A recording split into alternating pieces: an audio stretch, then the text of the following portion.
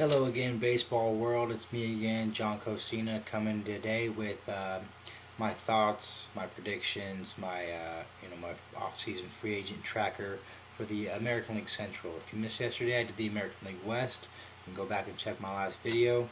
Uh, Tomorrow I'll be doing the AL East, and the forewarning again, I am a Yankees fan, so some things are swayed. But hey, baseball first, and I love this stuff. So I'm going to start off with the Minnesota Twins in the AL Central. First and foremost, class act Torrey Hunter. I think is a great move for him to go back to Minnesota. He knows he's not going to be a division champion. He knows he's not going to probably even make the playoffs, and he knows he's not going to win a World Series.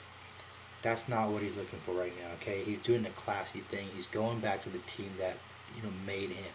It gave him that opportunity, and it's not something you see out of a lot of guys. I think him going back to Minnesota is going to be a spark plug to this team and really help some of the younger guys because they've got some potential there. Oswaldo Arcia, Hicks, and Dozier. They got guys, and he's going to really show them how to be a professional on and off the field.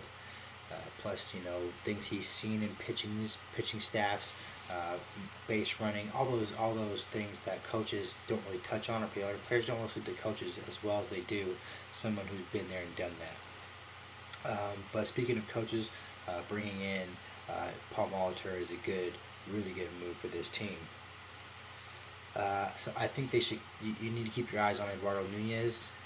I was a fan of him in New York. I hated to see him go. He played last year. He played shortstop, I think third, second, even outfield for the Twins. He's a guy that plays his heart out, and given the opportunity, I think he can be a really good everyday player. Of course, speaking of Minnesota, Joe Mauer is their guy, and he needs to stay healthy, plain and simple. The team goes as Joe goes, and lately hasn't been going that great. There's not much pop in that lineup. Last year, Glenn Perkins and Phil Hughes pitched out of their minds. I wouldn't expect a sequel this year. Look at the stars lined up for them. They both had their best seasons, and good for them. But I don't see it happening again. Speaking of pitching, I think their starting pitching is average at best. Ricky Nolasco, Tommy Malone is hoping to find himself in the starting rotation in the big leagues this season. And then the bullpen is subpar, and they have no depth around the field. Some guys that I feel like Minnesota should target this offseason. As far as starting pitchers, a guy like Justin Masterson, a guy they've seen from Cleveland. He's a guy that throws a lot of ground balls. They got a big park. He's going to keep guys in the ballpark. Chris Medlin just added to the free agent market. He's coming off of injury, but why not? He's a guy that, low risk, put him at your 4 or 5 spot in your rotation, and just hope you strike gold with him. And somebody else like Edison Volquez, same thing. Give him an opportunity. You never know. He could have a bounce back season. Relief pitching, I wrote down Sean Burnett and Rich Hill, a couple of veteran lefties. You can never have too many lefties in your pen. And with Perkins at the back end, they need to get to him. As far as position players, the only guy I have written down is Jed Lowry.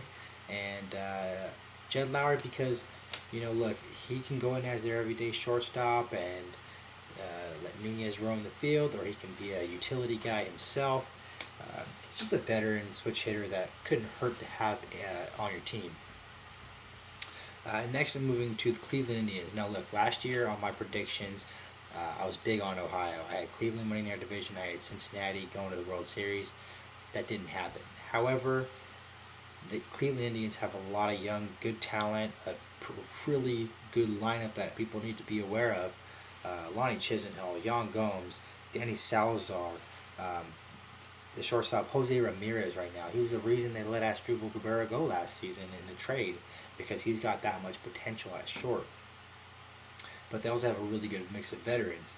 Nick Swisher, Michael Bourne, Jason Kipnis, Carlos Santana, not to mention a couple of guys that like Brian Rayburn and Mike Aviles, who've been around the league.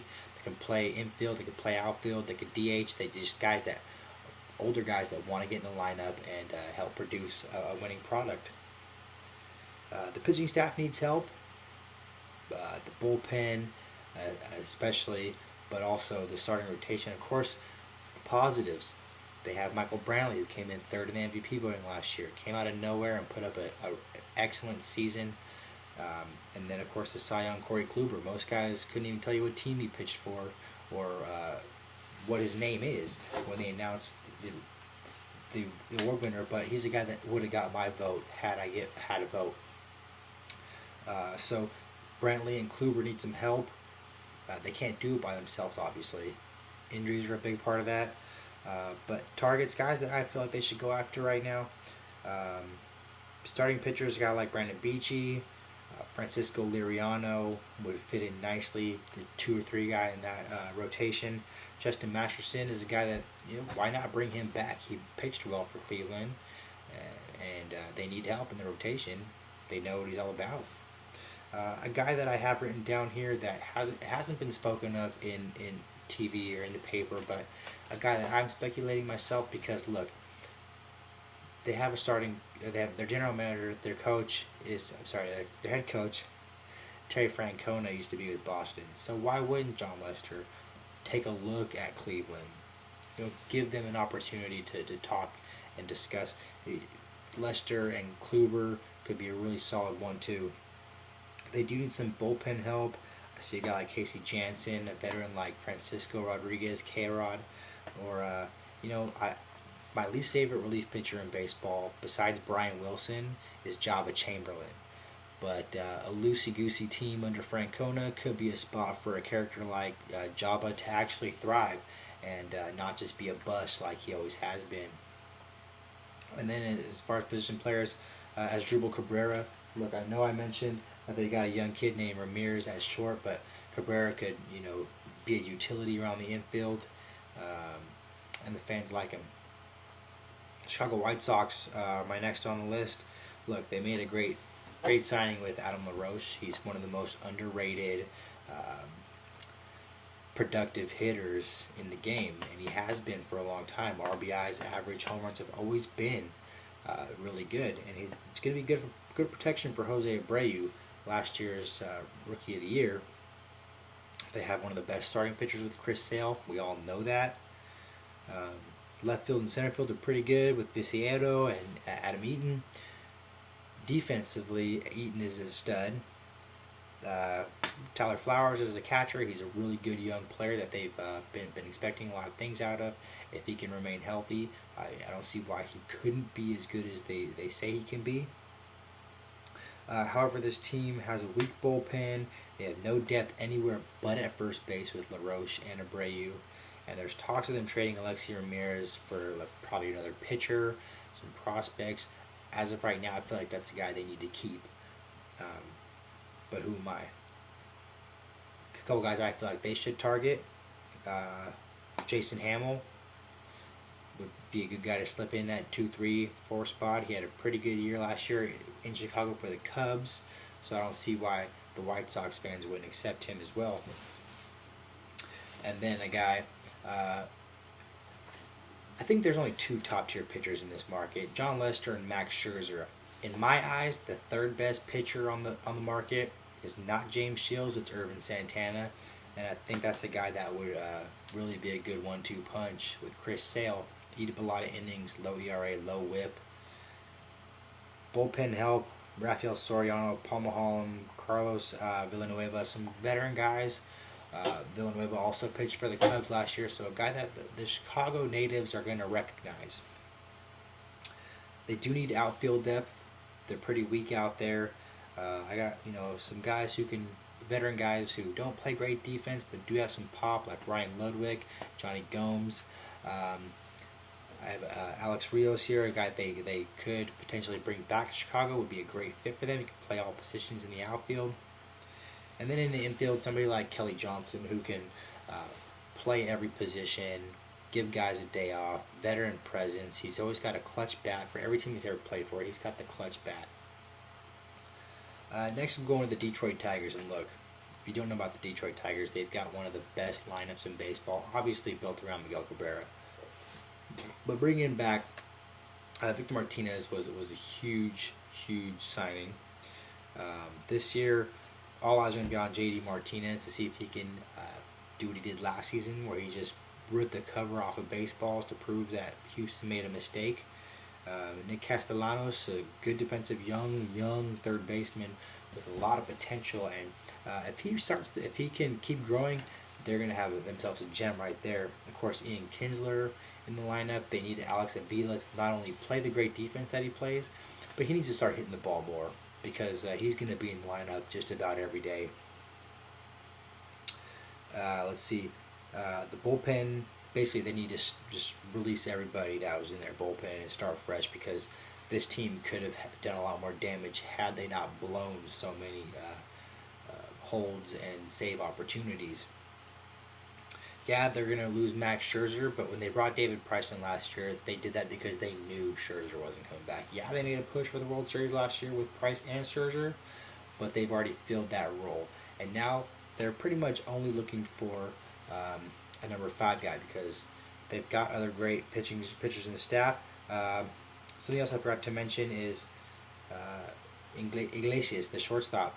Brilliant glove, but injured severely last year. He's coming back. They're going to need him to be that guy again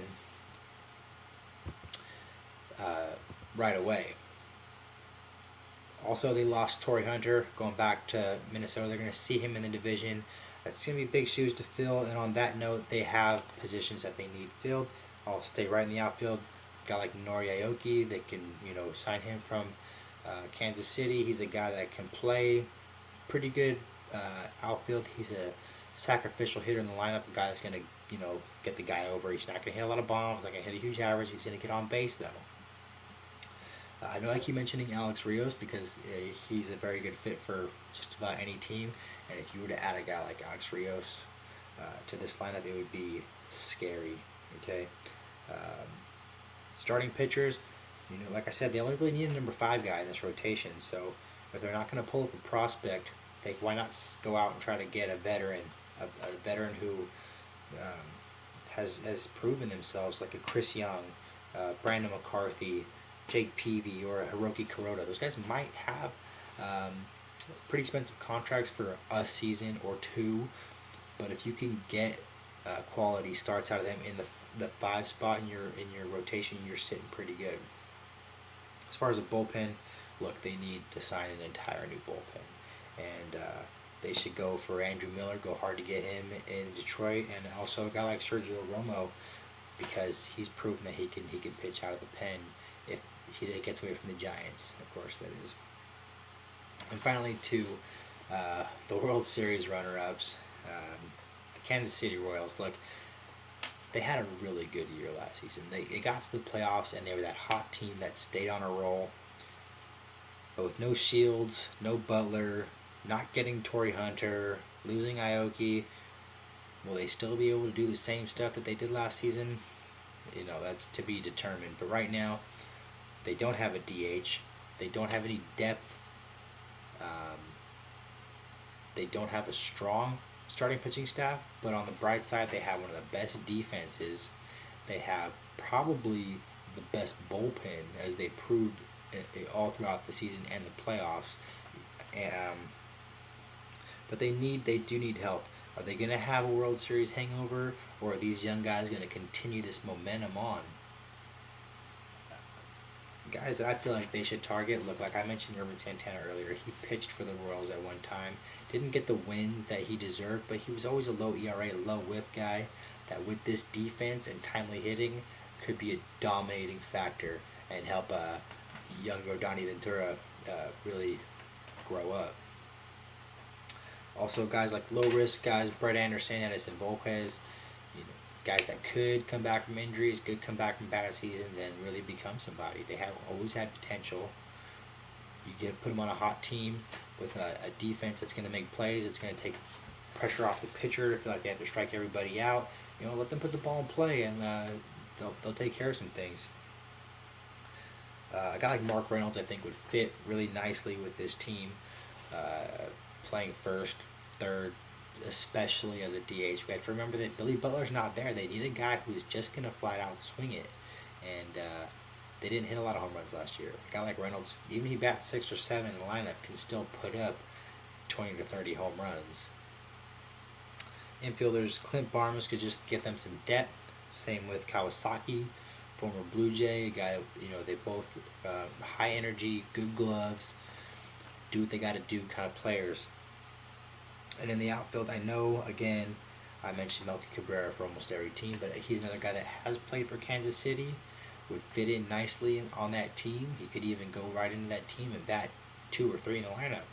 And then, put some of their bigger hitters, Lorenzo Cain, Eric Hosmer, behind him to drive him in, because he does get on base a lot. But another guy that, a quiet name that I feel would fit in nicely with the Kansas City Royals is, surprisingly, Nate Shearholz.